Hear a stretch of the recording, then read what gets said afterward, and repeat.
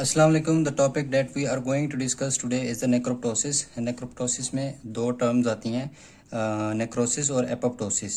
इसमें नेक्रोसिस के फिनोमिनन भी होते हैं और एपोप्टोसिस के फिनोमिनन भी होते हैं। होता क्या है कि जब ये नेक्रोसिस है, ठीक है, इस नेक्रोप्टोसिस है, इसमें क्या होता है कि नेक्रोसिस से मुसाबित कौन सी चीज़ें होती हैं जो नेक्रोसिस के सिमिलर होती हैं, ठीक है। उसमें क्या होता है कि सेल डैमेज होता है, ठीक है, मेम्ब्रेन डैमेज होता है, और उसके बाद लाइसोसोमल जो एंजाइम्स होते हैं वो लीक आउट हो जाते हैं और इन्फ्लेमेशन होती है, ठीक है। इसमें भी इसी तरह ही होता है, ठीक है। और एपोप्टोसिस को, इस एपोप्टोसिस का इसमें वर्ड क्यों ऐड किया गया है, एपोप्टोसिस के इससे क्या रेलेवेंस है। एपोप्टोसिस का फिनोमिनन इसलिए इसमें डिस्क्राइब किया गया है कि एपोप्टोसिस में जिस तरह की कैस्पेसिस एक्टिवेशन होती थी, अच्छा, वो इसमें नहीं होती। लेकिन होता क्या है कि ये भी जेनेटिकली प्रोग्राम्ड मैकेनिज्म है, ठीक है। इसलिए इसको प्रोग्राम्ड नेक्रोप्टोसिस भी कहते हैं, ठीक है, इसको भी इस वजह से। अच्छा, होता क्या है कि जो ट्यूमर नेक्रोसिस है ना, पहले हमने नेक्रोप्टोसिस में पढ़ा था कि दो तरह के रिसेप्टर्स होते हैं वो एक्टिव होते हैं, ठीक है। Necrosis tumour necrosis factor receptor 1, ठीक है, एक ये, और दूसरा हमने फास्ट रिसेप्टर पढ़ा, ठीक है, फास्ट रिसेप्टर। ये दो रिसेप्टर क्या होते हैं, ये एक्टिव होते हैं नेक्रोसिस में भी, और दोनों एपोप्टोसिस में ये दोनों होते हैं, ठीक है। एपोप्टोसिस में ये दोनों हो सकते हैं। लेकिन जो ज़्यादा वर्क मीन टू से कि जो ज़्यादा रोल है इसमें नेक्रोप्टोसिस में, वो है ट्यूमर नेक्रोसिस फैक्टर रिसेप्टर 1 का, ठीक है। अब होता क्या है कि जो ट्यूमर नेक्रोसिस फैक्टर होता है ये आकर किसके साथ, रिसेप्टर के साथ अटैच हो जाता है, इसके रिसेप्टर के साथ। फिर इंट्रासेलुलरली ये मेम्ब्रेन है, ठीक है। इंट्रासेलुलर जो इवेंट होता है वो स्टार्ट होता है।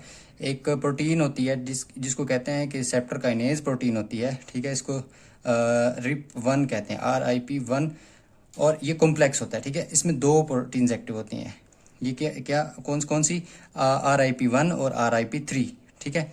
अच्छा, इसमें कैस्पेज भी साथ अटैच किया गया, कैस्पेज 8। कैस्पेज के 8 क्यों अटैच किया गया है, ठीक है। कैस अटैच से मुराद ये नहीं है कि खुद से अटैच कर दिया, मतलब कि इसके जो कॉम्प्लेक्स होता है, ठीक है, जो RIP1 और 3 कॉम्प्लेक्स है, इसमें कैस्पेज 8 भी होता है इंट्रासेलुलर में, इंट्रासेलुलर स्पेस में। कैस्पेज 8 ही क्यों, यहाँ पर कोई और कैस्पेज भी हो सकता था, कैस्पेज 10 हो सकता था, 9 हो सकता था, ये 8 क्यों है।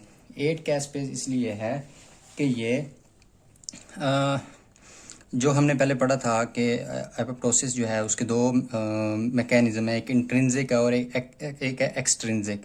इंट्रिंसिक था जो उसमें था कि जो माइटोकॉन्ड्रियल पाथवे था वो था इंट्रिंसिक पाथवे, और जो एक्सट्रिंसिक पाथवे था वो था डेथ रिसेप्टर पाथवे, ठीक है, जिस जो फास्ट रिसेप्टर था, ठीक है, डेथ रिसेप्टर पाथवे। इस पाथवे में कौन सा जो था माइटोकॉन्ड्रियल था, ठीक है, माइटोकॉन्ड्रियल था, उसमें कौन सा कैस्पेज एक्टिवेट होता था, कैस्पेज 9 एक्टिवेट होता था, ठीक है। और ये था इंट्रिंसिक, इसमें इंट्रिंसिक पाथवे था। और जो एक्सट्रिंसिक पाथवे था जिसको डेथ रिसेप्टर पाथवे भी कहते हैं, ठीक है, उसमें कौन सा एक्टिवेट होता था, उसमें कैस्पेज 8 और कैस्पेज 10, इन ह्यूमन 10, ठीक है। ये कैस्पेज एक्टिवेट होते थे। अच्छा, ये जो नेक्रोप्टोसिस है इसमें एपोप्टोसिस का एक्सट्रिंसिक लाइक मैकेनिज्म, ठीक है, वो स्टार्ट होता है। इसलिए अगर तो कैस्पेज 8 की एक्टिवेशन फेलियर हो जाएगा, ठीक है, कैस्पेज 8 की एक्टिवेशन फेलियर हो जाएगा, यानी कि कैस्पेज 8 एक्टिवेट नहीं होगा, तो क्या होगा कि वो नेक्रोप्टोसिस का मैकेनिज्म स्टार्ट हो जाएगा, जो मिलता जुलता होगा नेक्रोसिस से, ठीक है। अगर तो मतलब ज़रूरी नहीं है कि ये भी एक्टिवेट हो सकता है और ये कैस्पेज 8 एक्टिवेशन फेलियर हो सकती है और कैस्पेज 8 एक्टिवेट हो सकता है, नहीं। ये जो मैकेनिज्म है यहाँ से आगे इस तरह के, ये एपोप्टोसिस का है, ठीक है, ये एपोप्टोसिस का मैकेनिज्म है। मतलब कि कैस्पेज एक्टिवेट होगा, कैस्पेज 8, वो तो इंट्रिंसिक मैकेनिज्म स्टार्ट हो जाएगा, ठीक है, sorry extrinsic death receptor pathway start हो जाएगा। और वो क्या सेल डेथ जो होगी वो एपोप्टोसिस के जरिए होगी, ठीक है। अच्छा, जो RIP1 और RIP3 में कॉम्प्लेक्स है, अच्छा, इसमें फिर फर्दर जब इस कैस्पेज 8 की एक्टिवेशन नहीं होगी, कैस्पेज 8 की एक्टिवेशन नहीं होगी, ठीक है, इसलिए इसको कहते हैं कि कैस्पेज इंडिपेंडेंट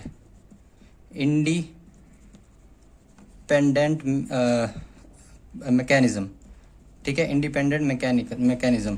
अच्छा, तो फिर क्या होगा कि जो कॉम्प्लेक्स बनेगा वो RIP3 और RIP1 का कॉम्प्लेक्स बनेगा। फिर इससे क्या होगा कि ये क्या इंड्यूस करेंगे, ये मेटाबॉलिक अल्ट्रेशंस इंड्यूस करेंगे। ये RIP1 और RIP3 क्या है कि ये मेटाबॉलिक अल्ट्रेशंस इंड्यूस कर देंगे। अच्छा, मेटाबॉलिक अल्ट्रेशंस में क्या होगा कि जो ATP होगी उसकी प्रोडक्शन कम हो जाएगी, क्योंकि जो माइटोकॉन्ड्रिया होंगे वो डैमेज हो जाएंगे, उनकी मेम्ब्रेन डैमेज हो जाएगी, ATP लॉस हो जाएगा। ठीक है, तो क्या होगा कि फिर उसके बाद ATP जो होगी वो कम हो जाएगी, तो सेल को चलाने के लिए जो बायो एनर्जेटिक ब्रेकडाउन हो जाएगा। ठीक है, अच्छा, सेल को चलाने के लिए जब ATP ही नहीं रही तो बायो एनर्जेटिक मतलब कि जो सेल का जो एनर्जी प्रोसेस था, एनर्जी डिमांड थी, वो ब्रेकडाउन हो जाएगी। फिर क्या होगा जी, रॉस रिएक्टिव ऑक्सीजन स्पीशीज इनकी तादाद ये बढ़ जाएंगी। ठीक है, उसमें क्या होगा कि प्रोटीन ऑक्सीडेशन होगी और DNA डैमेज होगा। ठीक है, ये यही करते हैं, लिपिड पर ऑक्सीडेशन भी करते हैं रॉस। ठीक है, ये जब बढ़ जाते हैं लिपिड पर ऑक्सीडेशन करते हैं, फिर लिपिड पर ऑक्सीडेशन क्या करते हैं, मेम्ब्रेन डैमेज करते हैं। ठीक है, ऑर्गेनली भी डैमेज करते हैं। अच्छा, फिर लिपिड पर ऑक्सीडेशन और भी करते हैं कि लाइसोसोमल मेम्ब्रेन परमेबिलिटी बढ़ा देते हैं, जिससे क्या होता है कि लाइसोसोम के जो एंजाइम्स होते हैं वो बाहर आ जाते हैं। ठीक है, इससे डिग्रेनुलेशन होती है। ठीक है, अच्छा, फिर ये सारे मेम्ब्रेन डैमेज हो गया, ऑर्गेनली लिपिड पर ऑक्सीडेशन ने कराया, ये सारे कल्मिनेट होते हैं सेल डेथ बाय द नेक्रोप्टोसिस। ठीक है, ये सेल डेथ होगी नेक्रोप्टोसिस की। अच्छा, कैसे ये मैंने बताया कि कैसे अगर ये नेक्रोसिस थी, ठीक है, अगर एपोप्टोसिस होगी तो इसमें कैस्पेज 8 एक्टिवेट हो जाएगा, तो सेल डेथ होगी। ठीक है, एपोप्टोसिस से। इससे कोई लेना देना नहीं है नेक्रोप्टोसिस से, ये अलग से उसका नेक्रोसिस एपोप्टोसिस का ये प्रोसेस है। इसमें मजीद मैंने पिछली वीडियो में बताया था, उसका लिंक मैं डिस्क्रिप्शन में दे दूंगा, नेक्रोसिस का और नेक्रोप्टोसिस का, उसमें आप मेरी वीडियोस देख सकते हैं। अच्छा, उसके बाद ये पायरोप्टोसिस की बात कर लेते हैं। पायरोप्टोसिस पायरोजेनेसिस पायरोजन से निकला है, पायरो से मुराद फीवर होता है। ठीक है, इसी तरह फिर एपोप्टोसिस। ठीक है, ये भी एपोप्टोसिस से मिलता जुलता होता है। अच्छा, इसमें क्या होता है कि इसमें इन्फ्लेमेशन हो जाती है। ठीक है, अच्छा, होता क्या है एक्चुअली, ये होता है कैस्पेज डिपेंडेंट। ठीक है, कैस्पेज डिपेंडेंट मैकेनिज्म होता है ये वाला, कैस्पेज डिपेंडेंट मैकेनिज्म होता है। इसमें होता क्या है कि टोल लाइक रिसेप्टर्स होते हैं, ये 10 तरह के टोल लाइक रिसेप्टर होते हैं ह्यूमन बॉडी में। ठीक है, और फिर नोड लाइक रिसेप्टर्स होते हैं। टोल लाइक रिसेप्टर जो होते हैं वो ये जो सेल मेम्ब्रेन होती है इस पर होते हैं, और जो नोड लाइक रिसेप्टर्स होते हैं ये इंट्रासेलुलर में मौजूद होते हैं। ठीक है, साइटोसोल में मौजूद होते हैं। अब ये बैक्टीरियल प्रोडक्ट था, यहाँ पर बैक्टीरियल पेप्टाइडोग्लाइकन या बैक्टीरियल प्रोडक्ट आ गया। ठीक है, ये इनको एक्टिवेट करेंगे। टोल लाइक रिसेप्टर को एक्टिवेट करेगा बैक्टीरियल प्रोडक्ट सिंपली, और नोड लाइक रिसेप्टर को बैक्टीरियल पेप्टाइडोग्लाइकन और बैक्टीरियल प्रोडक्ट भी एक्टिवेट कर सकता है। अच्छा, होता क्या है कि प्रो कैस्पेज 11 ये जो इनएक्टिव फॉर्म में होता है ये एक्टिव कर देता है। टोल लाइक रिसेप्टर की सिग्नलिंग क्या करती है कि ये कैस्पेज 11 को कैस्पेज 11 में एक्टिवेट कर देती है। ठीक है, कन्वर्ट कर देती है। अच्छा, फिर क्या होता है कि ये जो साइक्लेज जो कैस्पेज 11 जो है जब एक्टिव हो गया है, ठीक है, ये क्या फिर इसको कैस्पेज 1, 4 और 5 को कन्वर्ट कर देता है एक्टिव कैस्पेज 1, 4 और 5 में। ठीक है, इसमें कन्वर्ट कर देता है। अच्छा, फिर ये जो कैस्पेज 1, 4 और 5 हैं ये क्या करते हैं, प्रो इंटरल्यूकिन 1 को इंटरल्यूकिन 1 में कन्वर्ट कर देते हैं।